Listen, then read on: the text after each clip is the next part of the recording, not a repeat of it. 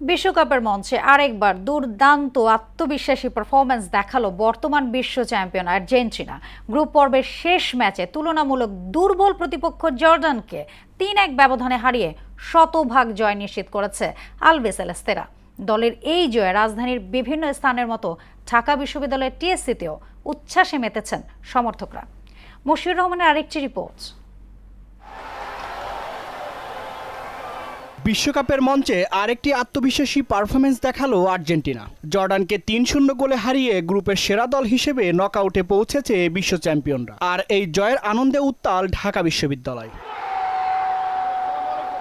Match শুরুর আগে টিএসসির বড় পর্দার সামনে ভিড় জমান আর্জেন্টিনার সমর্থকরা। কারো গায়ে নীল জার্সি, কারো গায়ে আকাশি সাদা পতাকা। খেলা জুড়ে প্রিয় দলের প্রতিটি আক্রমণের করতালি ও গোলের উল্লাসে ফেটে ওঠে তারা। মানে মেসির মতো গোল দিছে, একদম সিরিয়াসলি।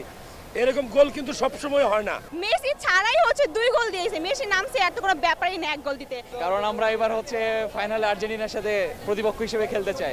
ম্যাচের শুরু থেকেই আধিপত্য দেখায় আর্জেন্টিনা। একের পর এক আক্রমণে দিশেহারা জর্ডান। গোলের সঙ্গে সঙ্গে বাড়তে থাকে সমর্থকদের উন্মাদনা। আর রেফারির শেষ বাঁশি বাঁচাতে সেই আনন্দ হয়ে ওঠে তুঙ্গে।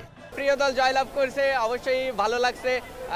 দেখবেন যে আর্জেন্টিনা একদম পূর্ণ 9 পয়েন্ট নিয়ে দ্বিতীয় রাউন্ডে কোয়ালিফাই করছে। আমরা 22-এর বিশ্বকাপ আমরা জিতছি, এটাও জিতবো ইনশাআল্লাহ। Feelings are awesome. This is such a good time. Everybody here is full of energy. We're loving it. Argentina did a great game. এই জয়ে খেলোয়াড়দের পাশাপাশি উচ্ছ্বসিত সমর্থকরা। তাদের এই উদযাপন রাত পর্যন্ত থাকবে বলে জানায় তারা।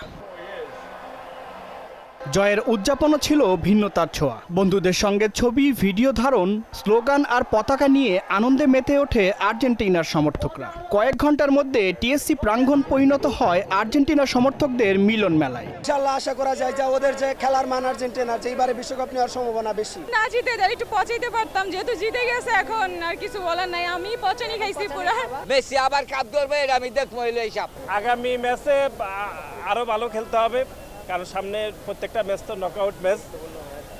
এবং ব্রাজিলের সাথেও নাকি দেখা হবে, যদিও ব্রাজিল ওই পর্যন্ত যাইতে পারবে কিনা আমার সন্দেহ আছে। বিশ্বকাপে দলের এই পারফরমেন্স শেষ পর্যন্ত অব্যাহত থাকবে এমনটাই প্রত্যাশা সমর্থকদের। মশিউর রহমান, মোহনা সংবাদ, ঢাকা।